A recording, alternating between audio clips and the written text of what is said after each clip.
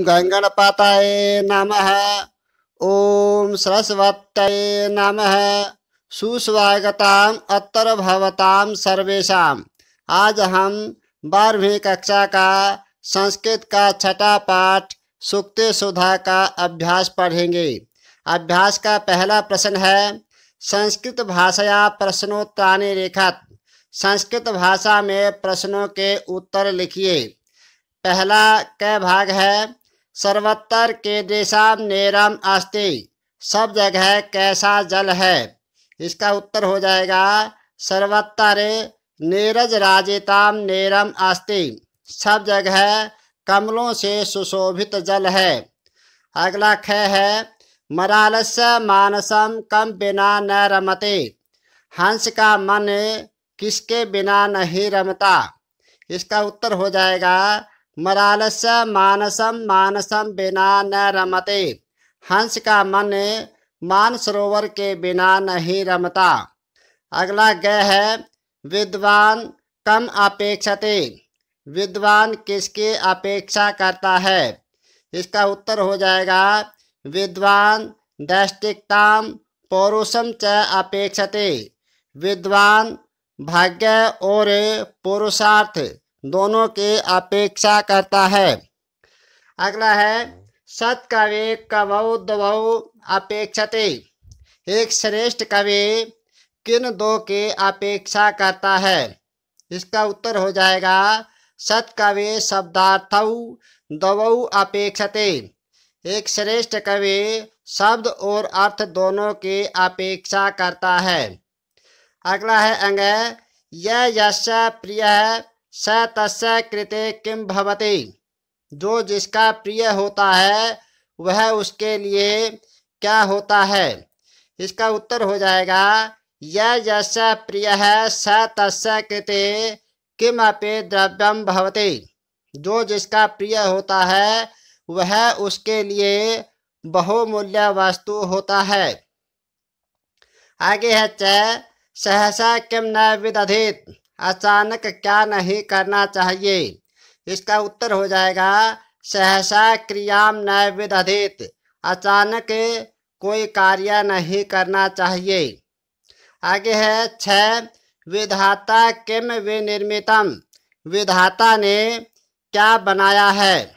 इसका उत्तर है, विधाता अपंडितानाम अज्ञतायाः छादनम मौनम विभूषणम विनिर्मितम। विधाता ने मूर्खों के अज्ञान को ढकने वाला मौन रूपी आभूषण बनाया है। आगे जय भाग है, अपंडितानाम विभूषणम किम। मूर्खों का आभूषण क्या है। इसका उत्तर हो जाएगा, अपंडितानाम विभूषणम मौनम अस्ति। मूर्खों का आभूषण मौन रहना है। आगे है, महात्मनां प्रकृति सिद्धम किम भवति। महात्माओं का प्रकृति से क्या सिद्ध होता है। इसका उत्तर हो जाएगा, विपदि धैर्यम अभ्युदय क्षमा सदसे वाक्पटुता यशसे अभिरुचि श्रुतौ व्यसनम च महात्मनां प्रकृति सिद्धम भवति।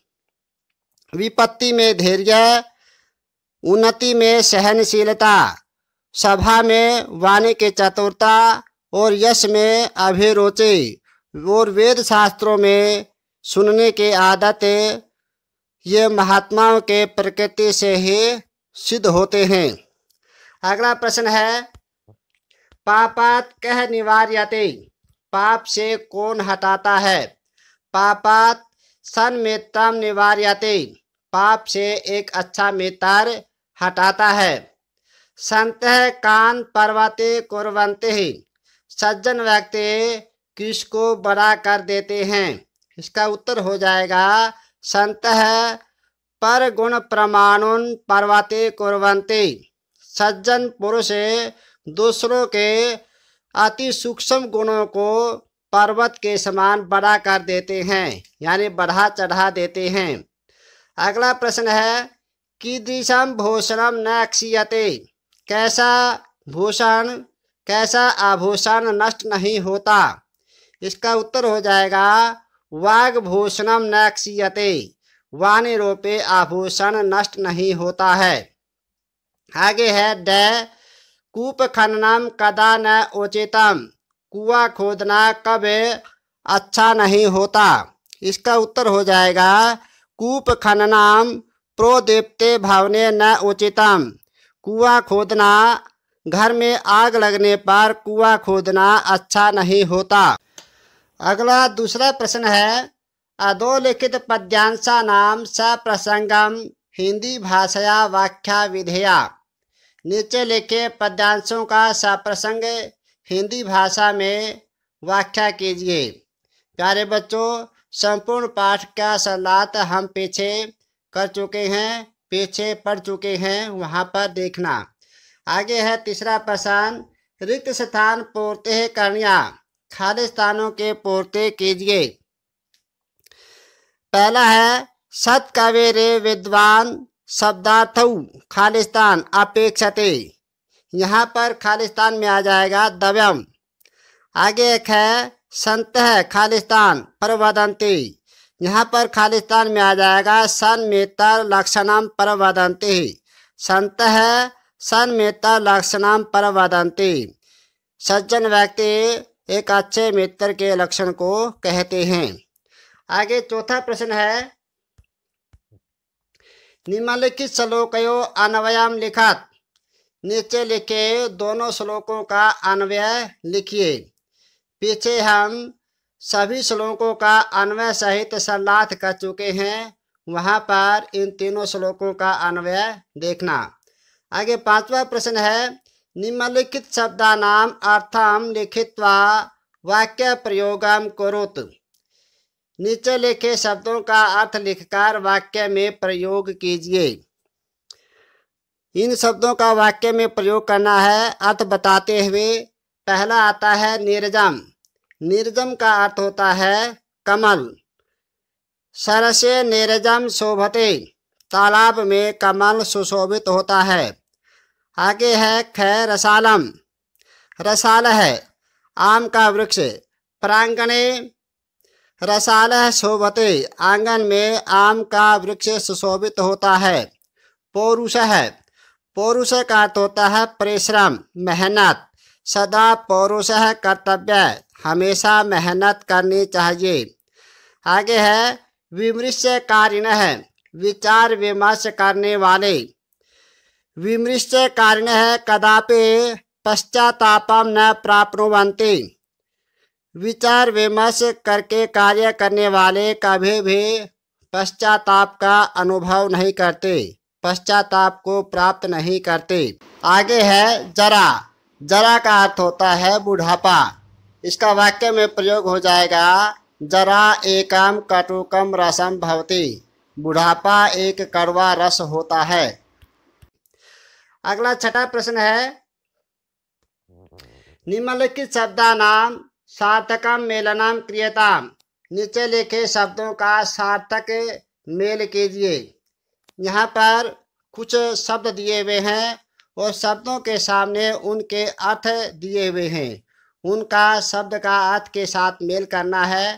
पहला आता है कै, मरालस्य, मरालस्य का अर्थ होता है हंस का, तो हंस का यहाँ पर आया है, इसके साथ इसको मेल करना है। आगे है अवलंबते, अवलंबते का अर्थ होता है सहारा लेता है, तो उसका मेल हो जाएगा आश्रयाते। आगे है अधुना, अधुना का अर्थ होता है अब, तो सांप्रतम का अर्थ होता है अब। आगे है विधात्रा, विधात्रा का अर्थ होता है विधाता ने, तो यहाँ पर ब्रह्मणा, ब्रह्मणा का अर्थ होता है विधाता ने। पर्वते कृत्य, बढ़ा चढ़ाकर यानी पर्वत के समान करके, बड़ा करके, व्याख्या करके, तो यहाँ पर इसका अर्थ हो जाएगा विशदीकृत्य। आगे है नीरजम, नीरजम का अर्थ होता है कमलम। आगे है रसालय है, रसालय का अर्थ होता है आम का वृक्ष, तो यहाँ पर आम्रह के साथ इसका मेल हो जाएगा। आगे है संपद है, संपद का अर्थ होता है संपत्तियाँ, तो यहाँ पर इसका अर्थ हो जाएगा विभूतय है, विभूते का अर्थ भी संपत्तियां होता है।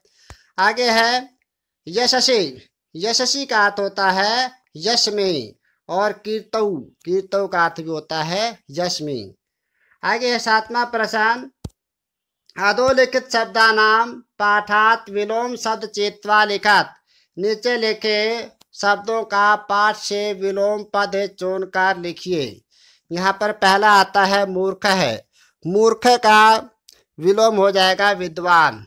अप्रिय का विलोम हो जाएगा प्रिय है। पुण्यात का विलोम हो जाएगा पापात। यौवनम का विलोम हो जाएगा जरा।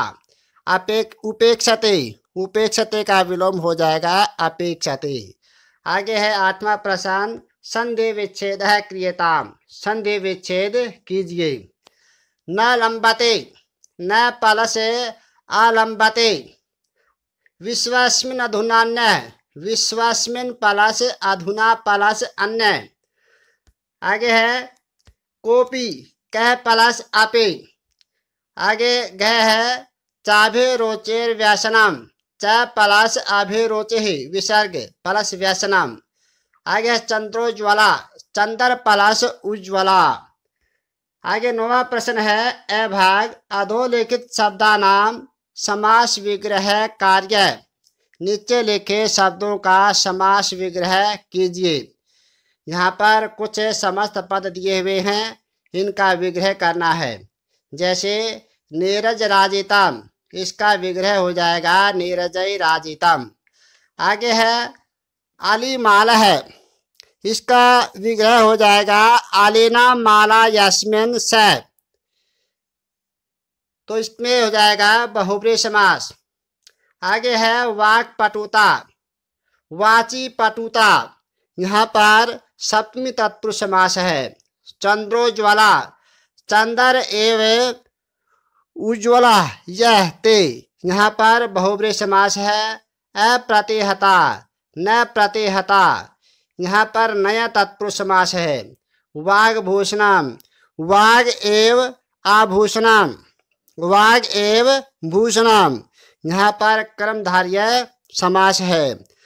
आगे है अधोलिखित विग्रह पदानाम समस्त पदानि रचयत। नीचे लिखे विग्रह पदों का समस्त पद बनाकर लिखिए। आगे कुलस्य व्रतम, कुल व्रतम। वनस्य अंतरे, वनांतरे। गुणानाम लुब्धा, गुण लुब्धा। प्रकृत्या सिद्धाम, प्रकृति सिद्धाम। उपकारस्य श्रेणिभिः, उपकार श्रेणिभिः। आत्मनः श्रेयसे, आत्म श्रेयसे। आगे है 10वां प्रश्न, अधोलिखित शब्देषु प्रकृति प्रत्ययानाम विभागः करणीयम्। नीचे लिखे पदों में प्रकृति प्रत्यय का विभाग कीजिए। यहाँ पर है राजितम, राजितम में राज धातु कतः प्रत्यय है। दैष्टिकताम, दैष्टिक शब्द और तल प्रत्यय। कुर्वाण है, क्री धातु सानस प्रत्यय। पटुता, पटु शब्द तल प्रत्यय। सिद्धम, सिद्ध धातु कतः प्रत्यय। विमृश्य, वि उपसर्ग मृष धातु और कत्वा को लप, लप प्रत्यय। आगे है अधोलिखित श्लोकेषु छंदो निर्देश्यता। नीचे लिखे श्लोकों में छंदों का निर्देश कीजिए। पहला आता है अस्ते यद्यपि। इस श्लोक में अनुष्टुप छंद है। कै भाग है तावत कोकिल समूलसते। यहाँ पर आर्या छंद है। स्वायत मेकांत खरस्तान मौनम अपंडितानाम। यहाँ पर उपजाति छंद है। विपति धैर्य मथा। यहाँ पर द्रुत विलंबित छंद है। द्रुत विलंबित छंद में एक पंक्ति में 12 वर्ण होते हैं और उपजाति छंद में एक पंक्ति में 11 वर्ण होते हैं। अगला है पापात निवार्यते। इस श्लोक में वसंत तेल का छंद है। इस छंद में एक पंक्ति में 14 वर्ण होते हैं। अगला है केयूरानी न। इस श्लोक में शार्दूल विक्रीडितम छंद है। इस छंद में एक पंक्ति में 19 वर्ण होते हैं। आगे है 12वां प्रश्न, अधोलिखित पंक्तिषु को अलंकार है? नीचे लिखे पंक्तियों में कौन सा अलंकार है? लिख्यता लिखकर बताएं। यहाँ पर पहला आता है क भाग, शब्दार्थौ सत कवेरेव दव्यम विद्वान अपेक्षते। सत कवि प्लस इव, यहाँ पर उपमा अलंकार है। प्यारे बच्चों, उत्प्रेक्षा अलंकार में भी एव का प्रयोग किया जाता है, उपमा अलंकार में भी एव का प्रयोग किया जाता है। जहाँ पर क्रिया के साथ इव का प्रयोग होता है वहाँ पर उत्प्रेक्षा अलंकार होता है, और जहाँ पर शब्द रूप के साथ इव का प्रयोग होता है वहाँ पर उपमा अलंकार होता है। वाग्भूषणम, यहाँ पर रूपक अलंकार है। निज हृदय विकशांतः शांति शांतः कियंतः, यहाँ पर सकार नकार और तकार इन 3 वर्णों के बार बार आवृत्ति होने से यहाँ पर अनुप्रास अलंकार है। रमते न मरालस्य मानसम मानसम बिना, यहाँ पर 2 मानसम शब्दों का प्रयोग किया गया है, दोनों का अर्थ अलग अलग है, इसलिए यहाँ पर यमक अलंकार है। और रमते, यहाँ पर मैं की आवृत्ति है, मरालस्य में मैं की आवृत्ति है, मानसम मानसम, और यहाँ पर भी मैं की आवृत्ति है, और बार बार मैं की आवृत्ति होने से यहाँ पर अनुप्रास अलंकार भी है। आगे है यावन मिलद अलिमाल है कोपी रसाल समूलसते, यहाँ पर इस पंक्ति में बार बार लकार की आवृत्ति हुई है, इस प्रकार यहाँ पर अनुप्रास अलंकार है। प्यारे बच्चों, इस पाठ का अभ्यास यहाँ पर समाप्त होता है। इस अभ्यास के प्रश्नोत्तरों को समझकर अपनी कॉपी में लिखेंगे और याद करेंगे। जयतु भारती, जयतु संस्कृतम।